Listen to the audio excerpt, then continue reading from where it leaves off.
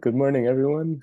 Uh, Welcome to the GIST Sea Level Rise seminar. We're very glad to have Dr. Whyjay Zheng, who is an assistant professor at the Center for Space and Remote Sensing Research at National Central University in Taiwan.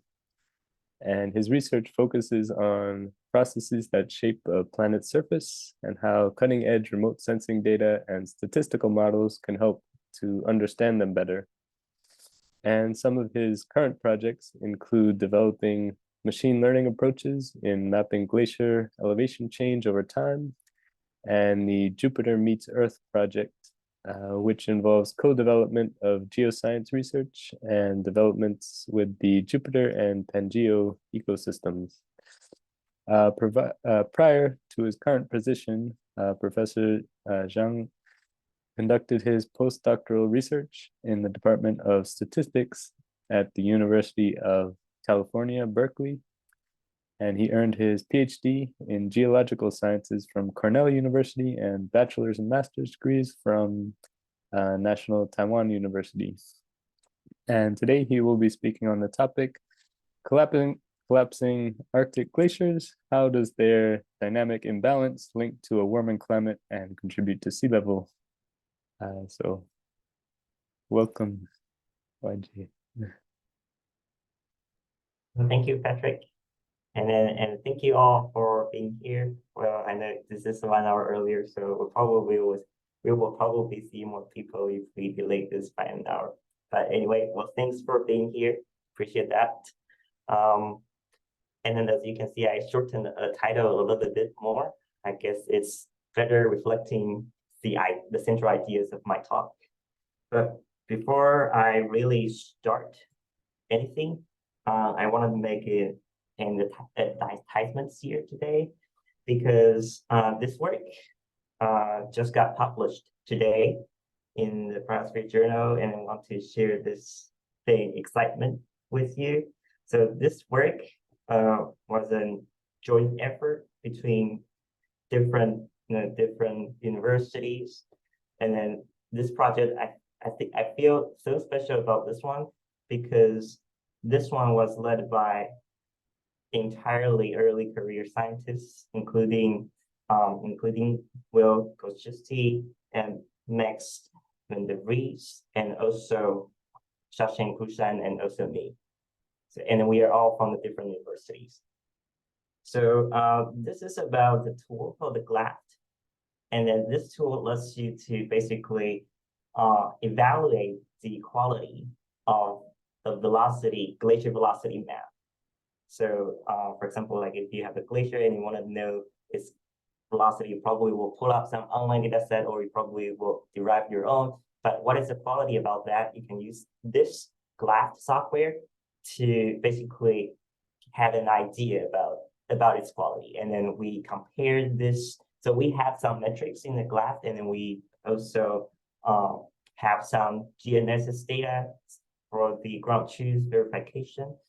And then we showed that, well, these metrics are really helpful for a better approach to the ground truth of the glacier velocity. All right, but well, this is not super relevant to today's topic, so I just wanted to make this an advertisement and share it with you. First thing. All right, and then to start with, I wanted to share this really astonishing satellite images with you. This is an event that took place in 2016 in the Tibet region. This is called the Aru Lake. This water body is called the Aru Lake, or Aru Tso. And then in the summer of the 2016, it looks like peaceful, and then you have water, and then you have some villages, coastal villages, and then you have a mountain ranges here with a couple of glaciers.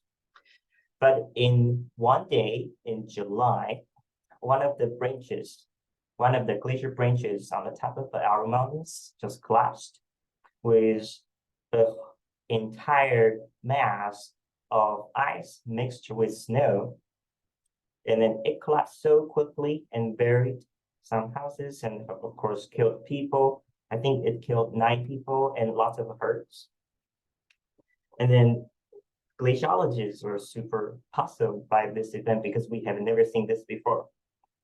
And then we don't even have a term for this. Well, some people call this an ice avalanche, which means it's kind of like avalanche, but instead of purely snow, it has some glacier ice component inside. And then some other people just use a more generic but less meaningful term such as a collapse, glacier collapse. And then there's a group of people who thought about this as a glacier surge, but it also shows some unusual features and characteristics to be identified as a surge. And then we will talk about that later. But what makes this event more puzzling is that after a few months, I think in 2 months later, there was another collapse just in the south of the first collapse. So in the September 24, in this SAR images, you can see there's a new low that is totally bright because it contains the fresh snow and ice. So it just happened in the south of the first range with roughly the same area and then roughly the period of time like it collapses in one day. And then this makes a lot of us think about one thing. Like we don't really know how this event was activated. Well, there's some theories and there's some hypotheses, and most of the evidence pointed to the presence of water that seems to be an important factor. And this slide shows the takeaway of this entire presentation. I will show this again in the end of the talk. But basically, the next couple of cases I want to talk about all leads to this kind of a conclusion.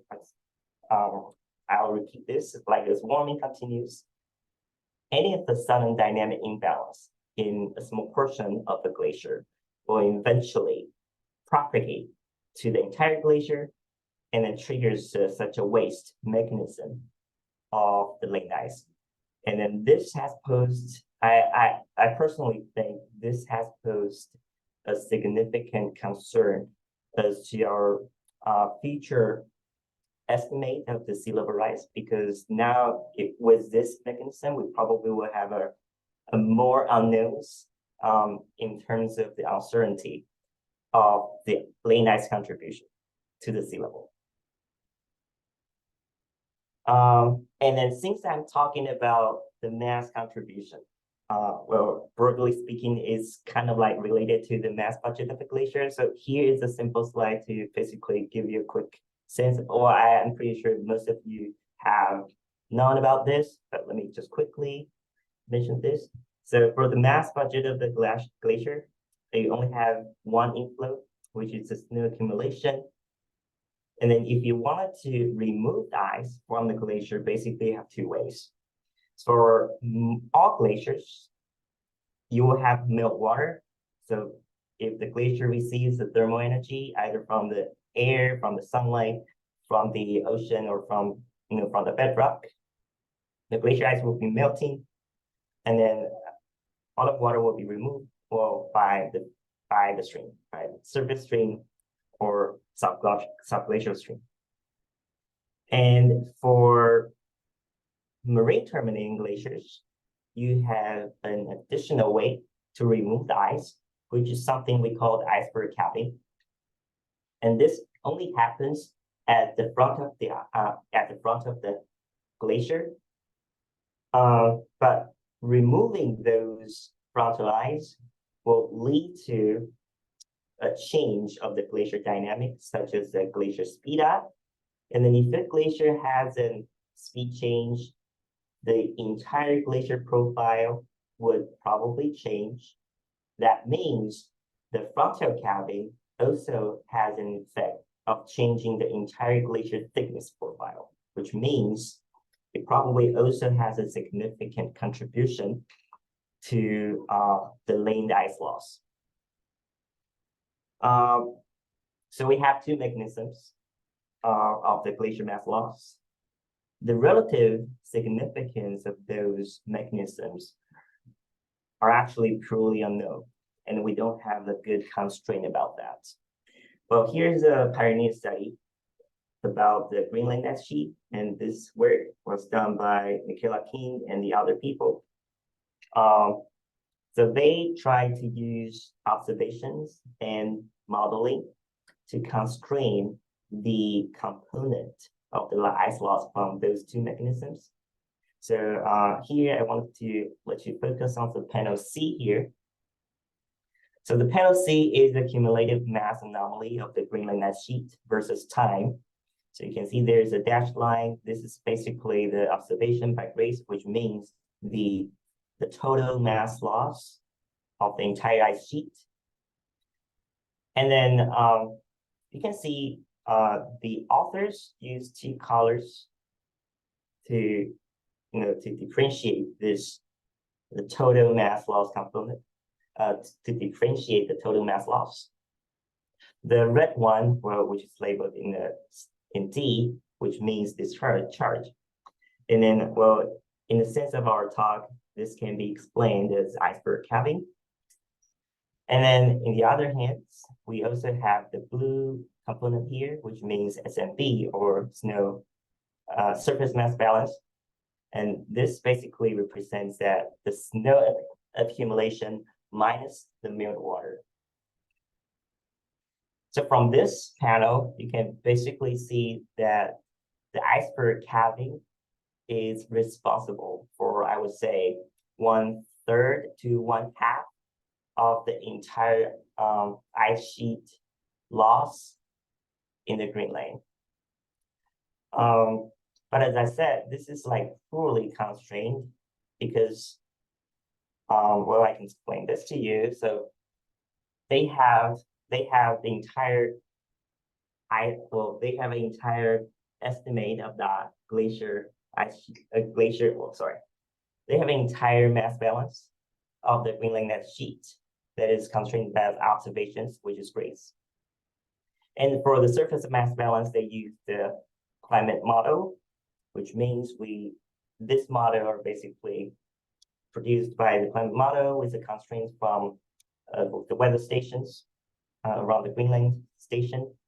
So for the regions away from those weather stations, this surface mass balance are fully constrained. For the discharge, we have constraints on the major outlet glaciers by measuring their outflow flux.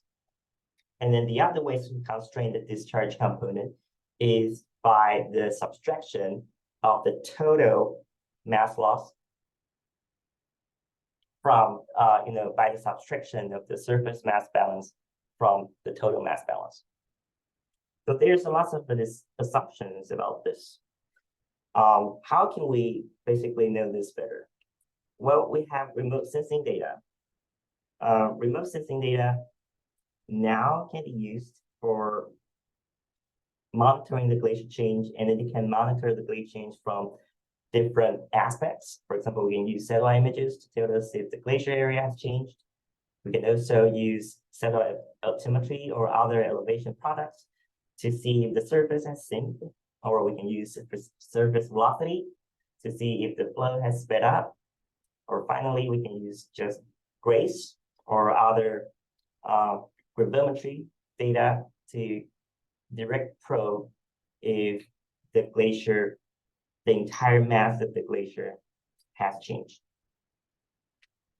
So this is basically what I'm doing at in my university. I'm basically using satellite data to monitor this glacier, and then I'm now focusing on the dynamical change of the glacier, and I wanted to see if those change is related to the warming crisis, and if yes, how fast those events will be there. Well, I mean, well, and if yes, how many more events will we see in the future due to the global warming? And then how fast will the ice will be wasted under this context? And then, as I said, those dynamic imbalance seems to be changing as well. The classic dynamic imbalance we used to see, well, here I showed one of them. It's called the glacier surge. And then, well, I basically mentioned this in our event, but here I wanted to give you a broader intro about this. So not all glaciers surge, but for those glaciers who surge, you can see there is a sketch about that. In the quiescent stage, the glacier accumulates the mass in the upper branch. And then in the same time, it has a really poorly drained underground system, or well, the water drainage system. So the mass, either in the forms of the solid ice or liquid water, are basically trapped inside of the glacier until it passes a certain threshold, so that the entire glacier cannot resist its own driving force or mass. And then all of a sudden, you have some openings of the drainage system in the front. So the water is released first, and then those sudden lubrication of the bed will also lead to the entire speed up of the glacier flow. And then at this time, we say, well, this glacier enters the glacier surge stage. And the natural surge, this process will repeat again. At least this is what we have observed in many surge type glaciers. And then typically, according to the observations, we can say that, well, for the active surge stage, the duration is typically lasts from few months to few years. And then for most of the surge type glaciers, this is kind of like quasi-periodical, means it just happens and happens again over the time. And then because of that, people used to think this is probably neutral in the sense of a long-term mass balance. But since we have seen this RO event, well, if we think about this as a glacier surge, lots of questions we can ask about whether, for example, like whether this event is recoverable in a short time. And then also another major difference between this event and the traditional surge is that like this event happens in one day compared to the surge, which typically took place in a few months to a few years. So what is this eventually? We still don't know. But here I wanted to show you another case, which probably will provide some clues. Now we're looking at the Vavilov ice cap, and this is the territory of Russia. And then the ice cap is located on the archipelago called the Severnaya Zemlya, which is roughly here. And then in a couple of years ago, when we were doing a survey about the Russian Arctic, we sort of found this. And then, well, by that time, I was a graduate student at Cornell University. And then Mike Willis, who was the postdoc in the same team with me, and then we found that one of the outlet glaciers in Vavilov ice cap just had a dramatic change between 2013 to 2016. And then from this video, you can see the glacier front advanced continuously before the 2013, but after 2013, it suddenly sped up. And then you can see now the entire ice at the upper part of the glacier just came down, creating a faint shade. area in the ocean until the 2016. And then we were kind of like surprised to see this, and as we had never seen that before. So we decided to just wrap this up quickly and then made a report in the next couple of months. And then in that paper, we concluded that, well, the glacier here, the surge, this unprecedented glacier surge, was triggered by the glacier front, slowly advancing to the soft marine sediments. And then when this happens, this glacier suddenly loses all the frontal buttressing support. So the entire ice mass just collapsed without this support, forming this kind of event. And then after publishing this work, we noticed that the thing did not really end. There was another interesting phenomenon after the first surge phase. So we decided to take a further look. And then for this purpose, we use kind of like different kinds of the data and methods that includes the elevations from the different elevation data sets, including the worldview DMs, or well, there's a data set called the Arctic DM. Basically, it's a collection of the DMs, or digital elevation models, derived by the optical images of the worldview 1, 2, 3, and then other few commercial satellites that are operated by the Maxar company. And then we also have the elevation constraints of the glacier bed. And we also have the glacier velocity using the feature tracking techniques, and also the optical and SAR images as a source. Here is this image just shows the basic concept of feature tracking. So suppose you have two different images that are required at a different time.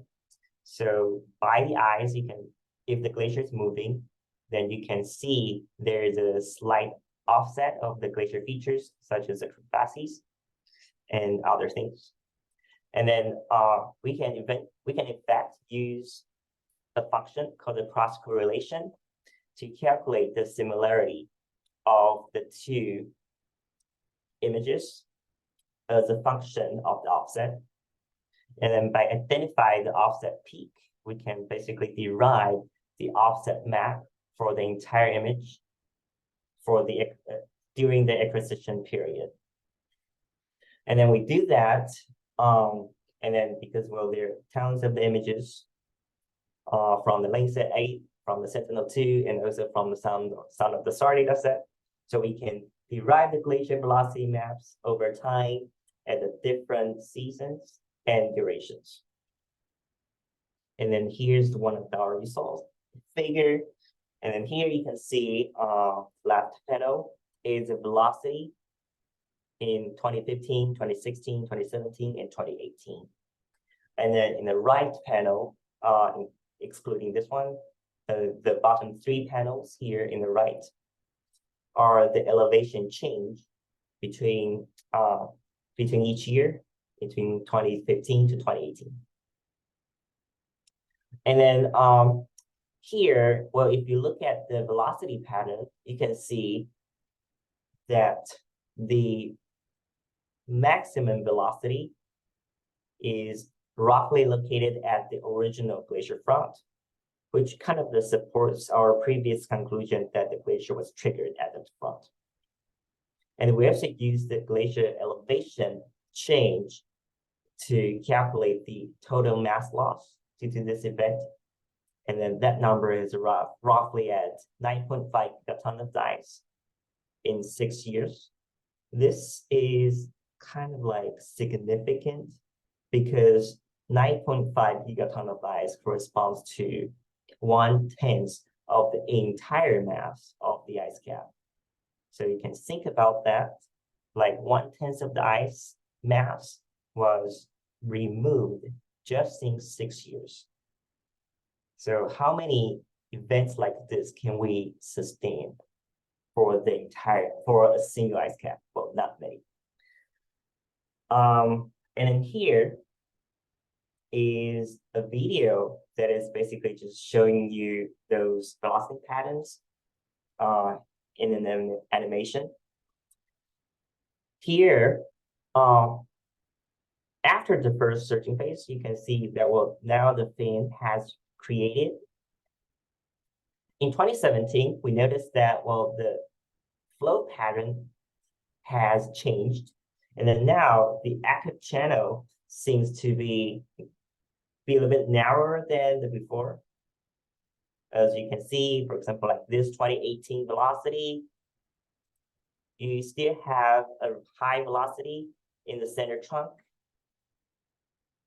That is roughly, well, in the front, it's roughly 15 meters per day. But in the frontal fin area, you can see now both sides of the fin become stagnant. And then there is a significant change of the velocity when you walk toward the center front flow line. We have never seen this before again. And then if you look at the long-term velocity time series, if you look at the velocity time series, you can also see that after this first active surging phase, which is roughly in 2015 and 2016, the velocity decreased a little bit, but beginning in 2018, you start to see the seasonal change of the velocity. And then the peak basically appears in August, and then it goes down in the winter, and then has the lowest peak in the spring, and then rise again in the summer next year. Well, these two figures are from the different sources. I made the figures in the left, and then the figures in the right were pulled out from the It's Life online database. But basically, they're showing the same thing. So we suppose that, so by looking at this, we have an idea that we are probably observing a formation of the ice stream. So after this surge, the outlet glacier of the lava ice cap has changed its flow regime. But what is ice stream? Well, ice stream, well, we see a lot of ice stream in this in Antarctica. And then by its definition, it's a faster ice flow than the surrounding ice. So you cannot see a clear boundary in the shear margin. When we see this, we see lots of these in Antarctica, and some of those also are located in Greenland. Most of them are active right now. And then in Antarctica, we also see some, I would say, that the past ice stream, but now inactive. We don't really know how they're deactivated. But we have never seen a formation of the stream, and then now we're thinking that we are probably seeing one. And then to have a more, arguments about this, we kind of like we proposed a physical framework to explain how the flow regime had changed after the first surging phase. And then the framework is based on the perturbation theory. The perturbation theory here is basically talking about how the glacier deal with a kind of the perturbation. And in this case, the perturbation is a sudden addition or removal of the glacier mass. And then here I have a sketch for the addition of ice. So you can think about this is originally the glacier surface flat, and then all of a sudden you have a mass placed on the top of that, which means that the ice is thickened. And then now the glacier has two mechanisms to transport those ice. Well, the glacier can advect those perturbation by advection. And this means when the glacier transport those additional thickened ice, it maintains the original shape of the perturbation. So you can see now this additional ice is moved to another area with its shape intact. And then the second type of the transition is called the diffusion. This means when the glacier transports these perturbation, it also changes the shape of the perturbation.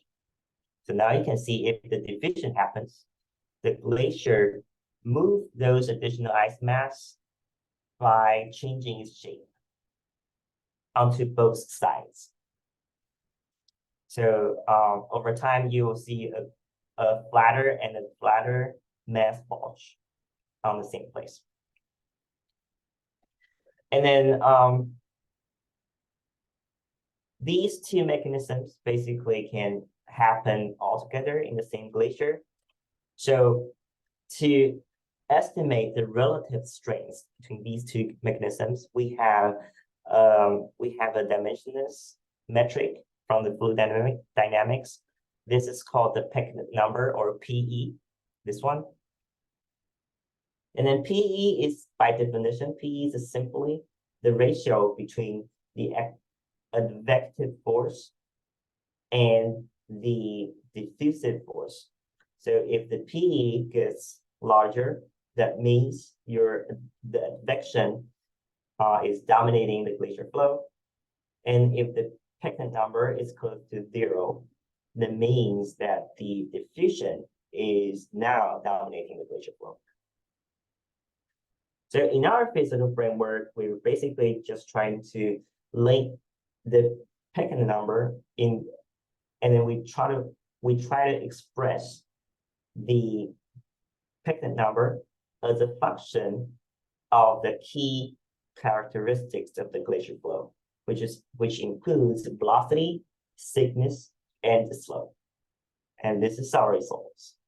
And then now you can see the Peckinpah number is the function of the velocity, thickness, and slope, which means it changes over time because those characteristics can change when a surge happens.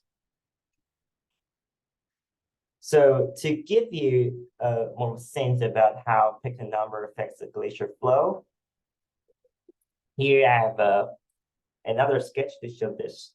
So if we have a marine-terminating ice cap, and then if the front is experiencing a negative mass perturbation, which means the mass loss.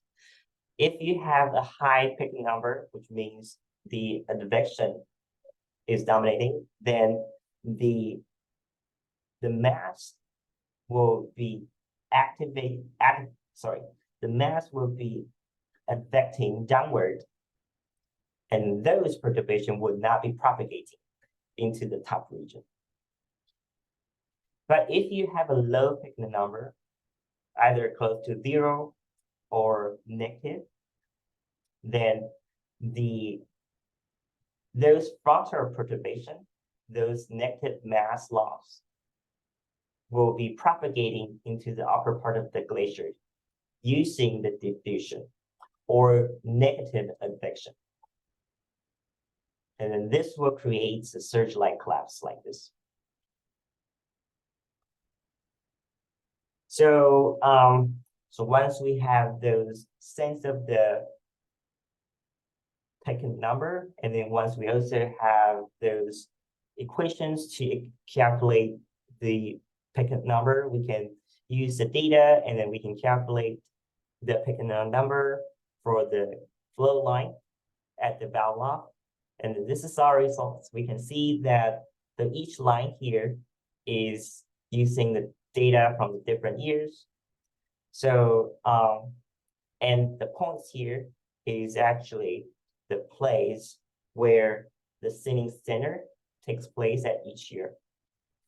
So basically, this figures tells you at the thinning center and after, well, at the thinning center, the picnic number used to be positive before 2015.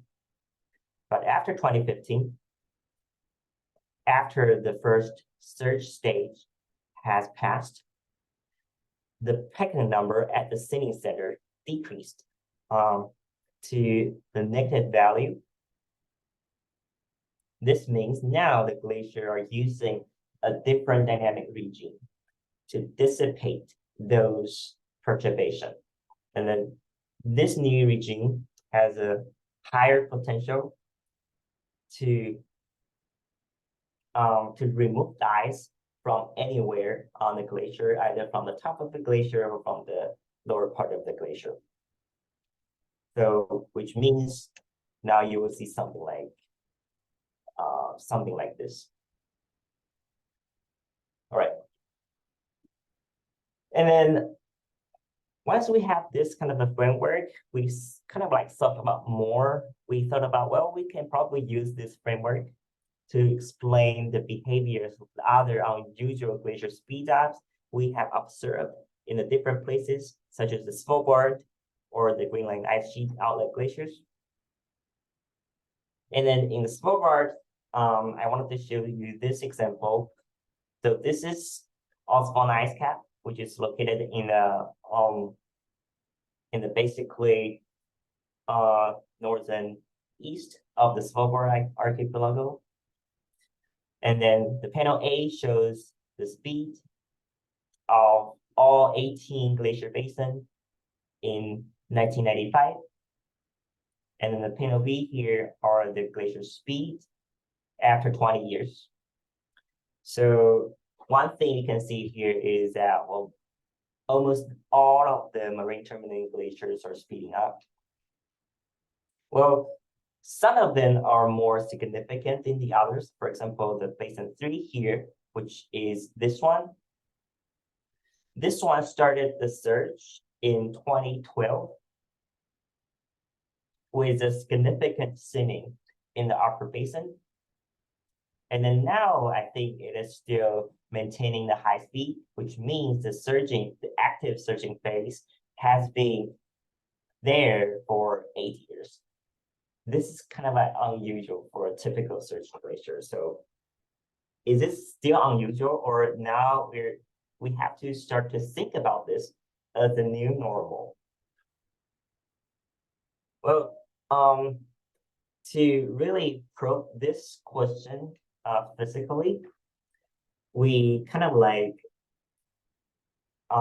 take a further thought about the water here. So as we know that the water is always the key role for the speed up event of the glacier. And then the most common mechanism is by the basal lubrication. And then to have a basal lubrication, to have a presence of this, there has been multiple studies proposed that, well, if you have the first round of the surge, then you will have lots of more crevasses on the glacier surface, so that the surface melt can more easily penetrate through those crevasses and reach to the bed. So after the first surging phase, you'll probably have a bed that is more vulnerable to be lubricated. So with this kind of idea, we sort of like modified our model, our physical framework. And then, in the previous study, we supposed that the perturbation was by the addition or removal of the ice mass. But here, we basically changed this assumption to the sudden lubrication. So here, the triggering mechanism is the sudden basal lubrication. So we kind of like replace those we replace those old assumptions with these assumptions, and then we derive all the necessary equations to see what happens. And then eventually we found that, well, this time there are two indicators that basically tell you what would happen when the basal lubrication happens. And the first one is called the J0, well, I call this J0. This means the initial response of the elevation when a sudden change of the basal lubrication happens. Well, I put an equation here, but basically this means J0 is a function of the initial speed and the thickness changing rate along the flow line. And then the other indicator is of course, our old friend Picton number. This means how the Picton number here controls how glacier deals with those subsequent elevation change. So the mechanism here is like, so when the basal lubrication happens, you'll have the first wave of the elevation change, and those those magnitude is controlled by the theory of J0. And then after those elevation perturbation happens, then the glacier flow dynamics is kind of controlled by the Picton number. And then again, both of them vary over time. So we can kind of like calculate the evolution of the J0 and the PE once we have observational data.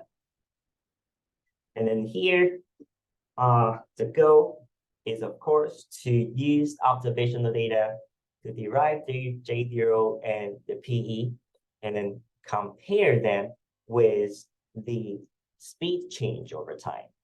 So here we made a two tests. One is focusing on the Greenland, the 141 basins on the Greenland ice sheet, and the other test was focusing on the 8 basins on the Osborne ice cap. To calculate the J0 and the PE, we used the observation data from the 1998 from the multiple sources. And then for the comparison of the speed up, we used the speed in 2018, which is from the NASA ISLIFE dataset. And then this is our result. This basically plots the J0 versus the Picton number and color-coded by the glacier speed change. Well, Aspona has less data points, so the trend is not as obvious as the Greenland ice sheet. So to save some time, I'll just use the Greenland ice sheet. So here, darker color means the glacier has changed a lot of the speed over 20 years. And then you can see in this plot that most of the glaciers with significant speed change have a really negative J0, for example, like this. And then also for a Picton number that is super close to 0. This kinds of corresponds to your hypothesis derived by the physical framework.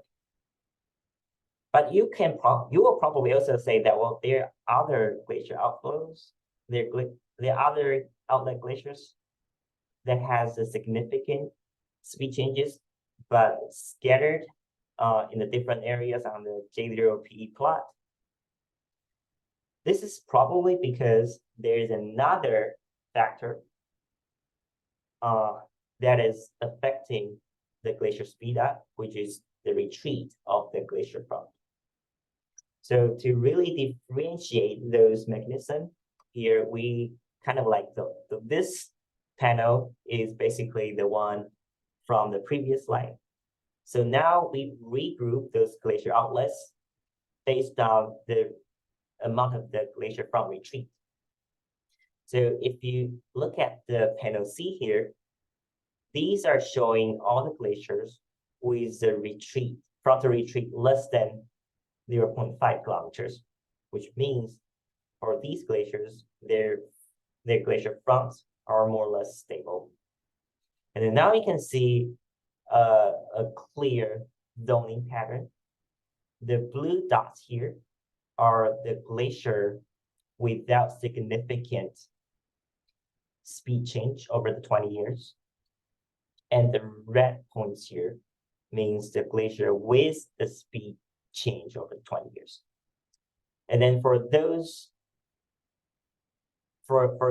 glaciers with significant speed up, you can see that we always have a more negative J0 value than the other glaciers.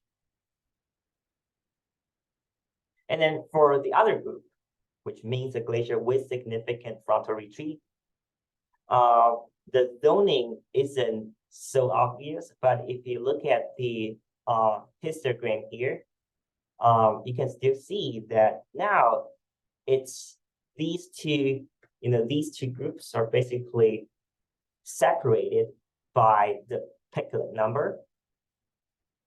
The glacier with significant speed ups now tend to have a lower Peclet number than the glaciers without the significant speed ups. And then, well, even you will probably say this is not obvious. Well, this is statistically significant. So, so both of the cases, they suggest that, well, the Peclet number and J0 kind of like relates to the flow speed instability. And then this also probably suggests that, well, our model should probably sound. And if this is true, then we have a better foundation saying that, well, this kind of a sudden speed up event will change the glacier regime to a new normal that a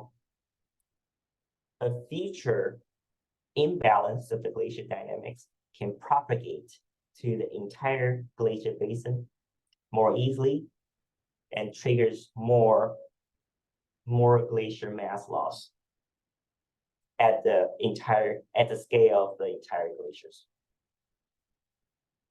All right, I probably have a few minutes left. And then here, well, in less than a few slides, I wanted to talk about a little bit about my active research here, which means, well, as I said before, we have lots of rich remote sensing data. So we can actually pull out those, for example, like this one is showing you the elevation time series on the ice cap called the Whyjay in the Svalbard. So we can see in the point C, this is where you only have the surface melt. At the point A and the point B, you can see that, well, the glacier elevation suddenly changed at a certain time, which means you have sort of a dynamic change, flow dynamic change involved in this kind of elevation change. So the idea here is like, well, since we've got the data, why not we're just mapping them all? And then in the first stage of this project, we are focusing on some of the unusual searching glaciers, such as this one. This is called the Wallenberg Rim in Svalbard. And then the glacier so the glacier now is flowing from the left to right. So you can see the blue area, which means thickening, which means the glacier is now just dumping ice in the front. And then in the lower panel here, so this is the elevation time series that is sampled at this point, at this screen point in the upper panel. And then you can see there's a clear tipping point in roughly 2 years after 2015. So it's kind of like 2017. And then in fact, the timing of those tipping points along the surging flow line is different. If you calculate if you locate this timing of the surging of the active surging point, you can plot something like this. So the x-axis is the distance from the terminus, and the y here is the time, and the color here is the instantaneous elevation change rate. So basically, this figure tells you that the glacier is, or the glacier originally was lost in ice in the frontal part, which means the distance like 5 kilometers away from the terminus at here. But after, for example, like in 2015, 10 kilometers away from the terminus was disrupted, showing a more negative elevation change. And then in 2017, it is the area where there is an area 15 kilometers away from the terminus that was disrupted. And then this kind of propagation is something which is matching our physical framework. Now we're really seeing the propagation, the upward propagation of those perturbations in one of the surging glaciers in Svalbard. And then we also have the estimate of that, 5 kilometers per year. And then we probably will taking a look into that to see if that also fits our model prediction. But all of these, well, to conclude, all of these observations and physical frameworks basically just tells one thing, which means like now as the warming continues, sudden dynamic change, even in a small area in a glacier, will eventually propagate into the glacier-wide, into everywhere on the glacier, causing the glacier-wide lane ice loss. All right, I think I'm using up all of the time. Thank you. Thanks very much, Whyjay. Do we have any questions?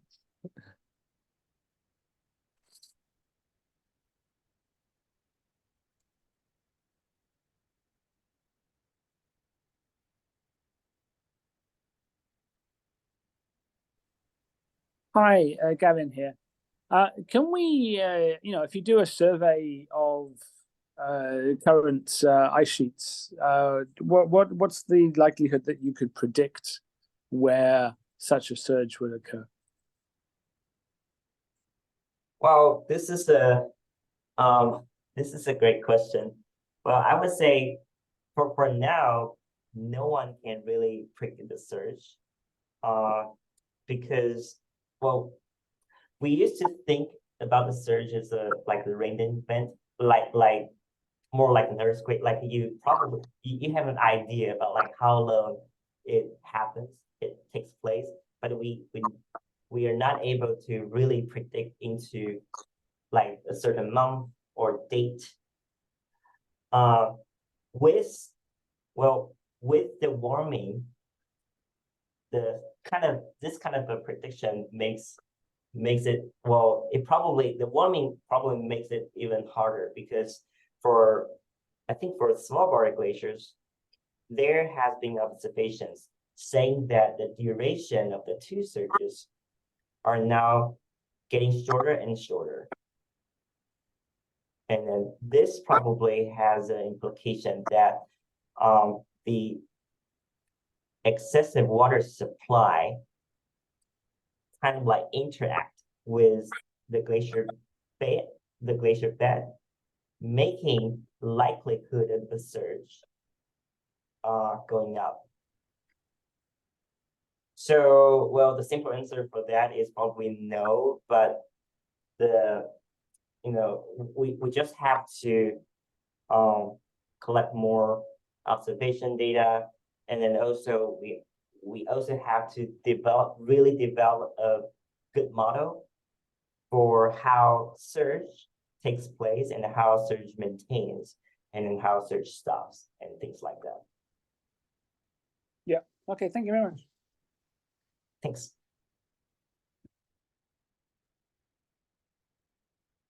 Any other questions?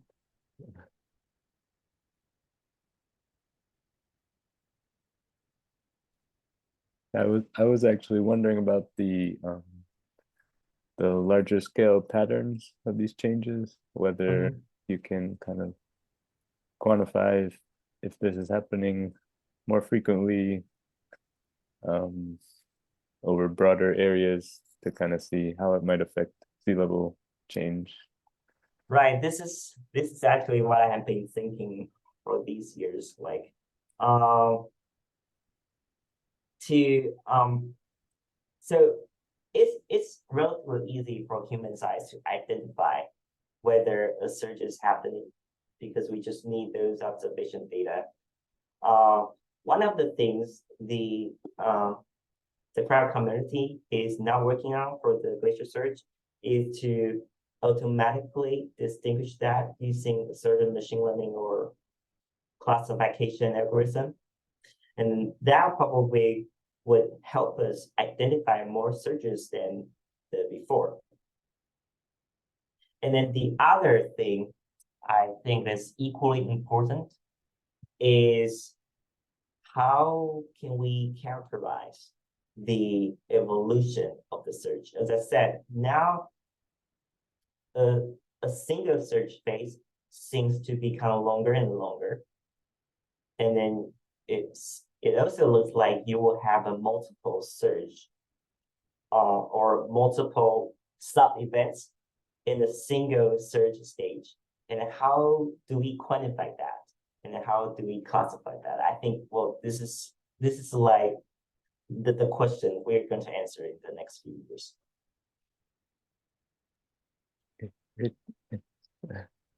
Well, I hope this answers your question. Yes.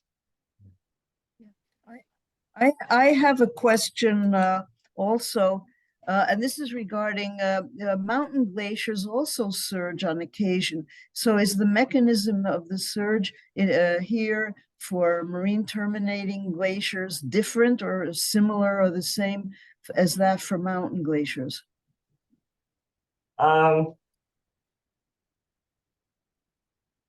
We used to think, well, they're the same.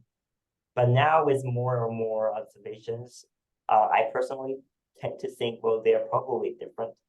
So most of the mountain glacier surge are triggered at the upper part of the glacier, just like there's a classic sketch I just showed. So this is like showing the classic mountain type glacier surge. Like you have a bulge on the top of the glacier, and then when the surge happens, the upper part of the glacier speeds up first. And then those kind of dynamic wave just propagating down into the lower part of the glacier so that, and after that, you will see the entire speed up of the glacier. But for the marine-terminating glaciers, we're now seeing that for the most of those cases, the speed up event, the speed up actually was initiated in the frontal part instead of the upper part. And then, well, a reasonable thinking about that is, well, probably in this case, the ocean plays a certain role. We just don't know what kind of a role. Probably it also has something to do with the frontal buttressing support. But whichever is true, it certainly has a different triggering mechanism compared to the mountain glaciers. And this is kind of like new ideas that is appearing that is emerging in these few years. Thank you. Yeah, no problem. Thank you.